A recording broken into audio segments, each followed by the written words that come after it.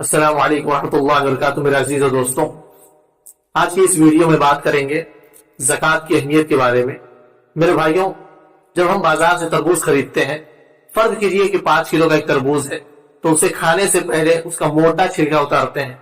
5 kilo में से कम 1 kilo का छिलका निकल जाता है, यानी तकरीबन तरबूज का 20% हिस्सा कम हो जाता है।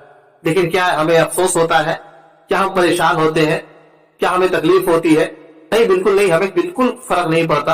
क्या हम सोचते हैं कि छिलके समेत खा लें? नहीं, हरगिज नहीं। यही हाल केले का है, माल्टे का है, दीगर तमाम किस्म के फल फ्रूट है। तमाम किस्म के फल फ्रूट को ले लीजिए, हम उसे भी छिलके समेत खरीदते हैं, लेकिन छिलका उतार कर खुशी से फल खाते हैं।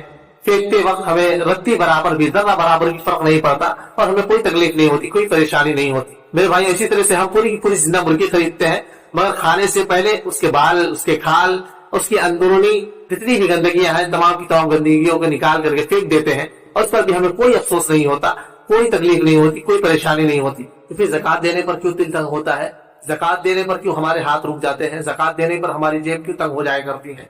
मेरे भाइयों, 40,000 में से सिर्फ 1,000, 1 लाख में से सिर्फ 2,500 देना क्यों मुश्किल होता है? ये तो महज 2.5% है, यानी 100 रुपये में से सिर्फ 2.5 रुपये देना। मेरे भाइयों, ये हिस्सा उस छिलके और उस गुठली से कहीं कम है जो हम बगैर किसी तरद्दुद के, किसी सोचे समझे जो है फेंक दिया करते हैं, मगर हमें जर्रा बराबर भी फर्क नहीं पड़ता। थोड़ा सा माल अल्लाह की राह में देना, अल्लाह रब्बुल आलमीन के रास्ते में खर्च करना, यही ज़कात कहलाता है, जो हमारे माल को पाक करता है, हमारे दिल को नरम करता है, हमारे ईमान को जिला बख्शता है, जिंदगियों में सुकून देता है।